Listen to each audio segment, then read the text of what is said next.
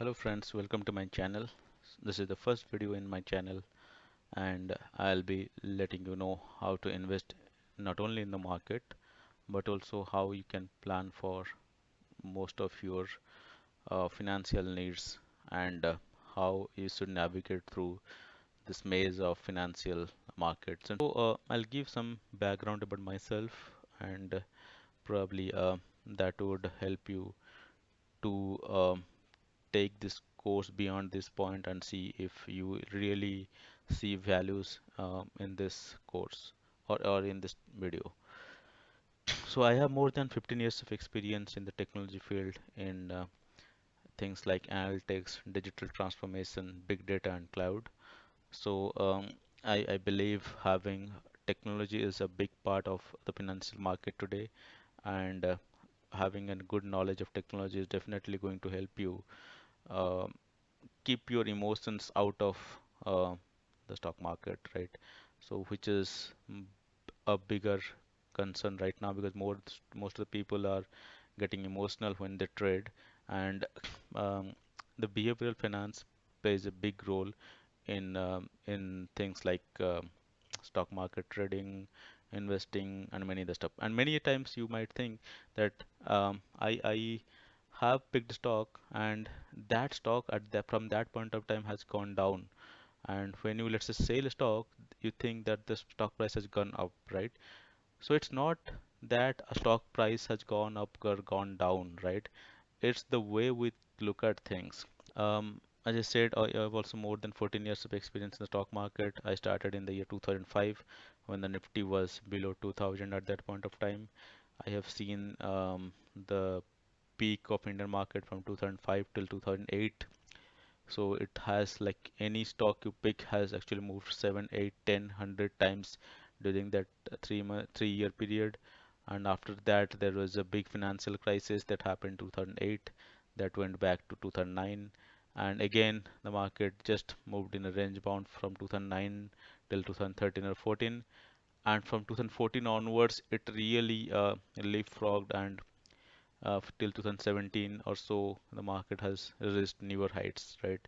But what happened in the last 2 years has been again, I should not say something related to 2008 or similar to 2008, but it is something which has uh, focused on something from individual like players, like individual stock market players to focus on things of strategies and let's say having stock picking is much more important today than ever before, right? So I believe my experience of last 14 years would help you navigate through that path. Also, I have done my MBA from IIM, so I'm well poised to the finance and also having a 14 years of experience in technology as well. I have experience of both finance as well as technology, right? So I really can get the emotion out of investing, and I would think that I would be able to get the same thing out from you as well because that is the most important thing. And we'll be focusing on the behavioral finance in same breadth as the fundamental and technical analysis, which I believe behavioral finance is much more important than technical and fundamental analysis because we have seen lots of stock that has gone up 20, 30 times, but people haven't been able to hold onto those stocks, right? Let's say you bought a stock at 100 rupees, when it moves to 110, you sell it, but that might have gone up to 2000, 3000 rupees, right? So, how can you pick those stocks and you can hold on to those stocks, right? That's number one. And at the same time, you should not switch between um, stocks, or I should say, you bought a stock at 100, it moved to 110, you sold it. Then at 200, when it reached 200, you again was tracking the stock and you think probably I should enter into the stock once again. So you entered in the stock once again, and from 200 it moved to 150, right? So if you look at it, you have lost 40 rupees, right? But if you haven't sold the stock at 110, you might have gained 50 rupees, right? So the difference between someone who is a good investor and someone who is not that great is the exit and entry points and also keeping your emotions out of your finance, right? Or out of your trade. So that is the most important thing. So considering my background, I would be able to help you navigate through this challenging times, and also I'll be able to help you get a lot of information on the stock market. So I'll be primarily focusing on three types of investments, right? One is called uh, invest on circuit stocks. So you might have known about different stocks who has circuits like 5%, 10%, 20%, right? And what we've seen primarily is the stocks with 5% circuit usually go in one direction for, let's say, 1 or 2 weeks. Like let's say they go up 5% every day for 2 weeks, and subsequently for the next 2 weeks they just go down 5%, right? So it is crucial that even if those stocks aren't great, but if you can really time your entry point and exit point, you can really make a lot of money out of the stocks. So if you are a kind of investor, a kind of a trader who is trying to bet on these stocks, so I'll show you how you can use some of the tools that I have created using some of the technology like R and Python and all, is finding out the optimal time when you should enter into those stocks and exit out of those stocks.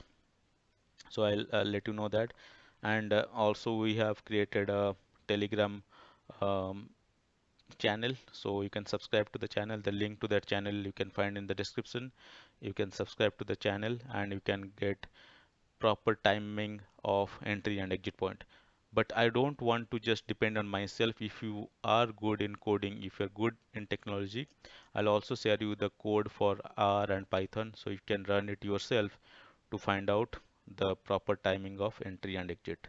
And you can also get the triggers over email. The next type of investment which I'm thinking of is invest on quality range bound stocks. So as you know, like there are some of the awesome stocks like let's say HPCL, BPCL, IOCL who have been paying dividends in the range of 8 to 10% every year, but they haven't moved ahead, right? So if you look at HPCL, that has been in the range of 200 to 220 for almost 3 4 months. So even if it's not going beyond a range, you can really pick such stocks and play around in that range, right? You just say buy it at 200 and sell at 220 in a month, you gain 10%. So if you can repeat that same thing for, let's say, 5 times in a year, then you can really get 50% return from only one stock, right? So that is how it's a great strategy to look at certain stocks and find out what range they uh, actually navigate or oscillate between, and you have to play within that range. And the stocks I'm going to pick in this category is going to be awesome stocks where even if the stocks go down, you are going to recover in from dividend itself at least 8 to 10%. So some of the stocks could be Indian Oil, HPCL, BPCL, your ONGC, then GAIL, and all those stocks which are primarily PSUs and really pay good dividend is something which I'll suggest you, and you can play in that range to get good returns.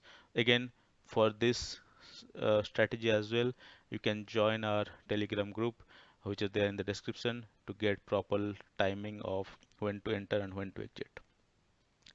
Now, the last strategy is uh, invest in certain stocks and forget it. So there are names like Reliance Industries, Infosys, right?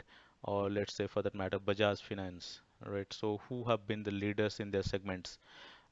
But at the same time, they have gone down, right, at certain point of time because of various reasons. Like Reliance Industries even gone down to the level of 850 almost 3 or 4 months back, but then it moved again to 2000 level. So pick those stocks and forget it, and when it goes down, just keep on adding the stocks or keep on adding uh, the stocks to your to equity.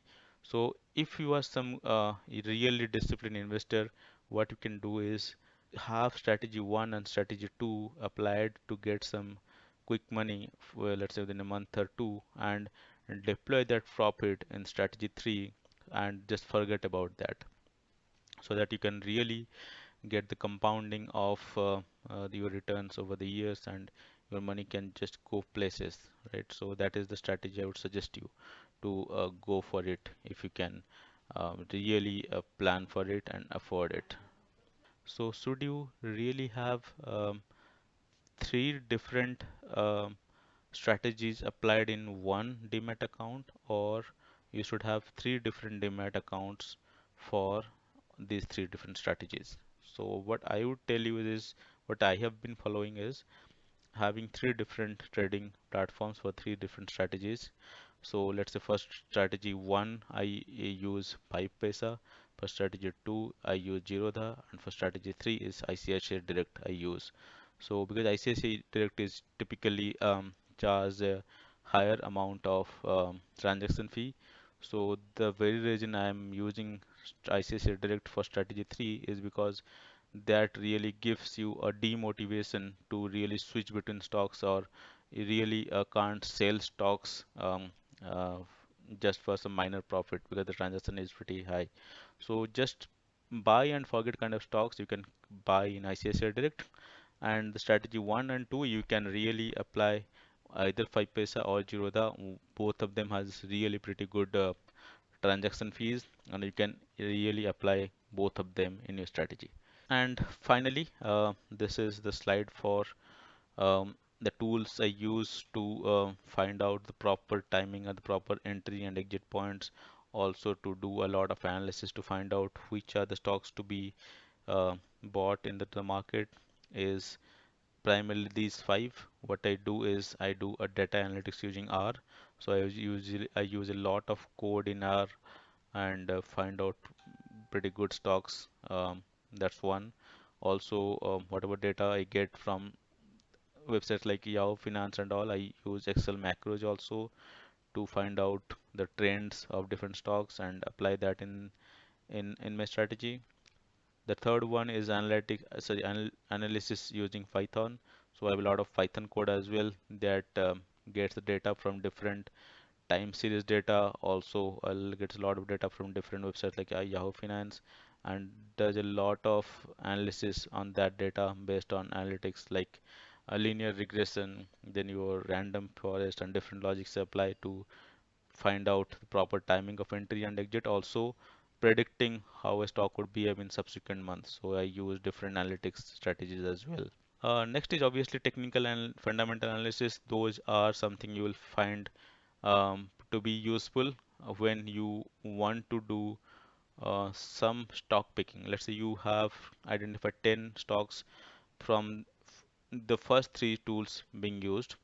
Then from this 10 to, let's say you want to get two or three, your two or three can be identified by doing technical analysis and fundamental analysis.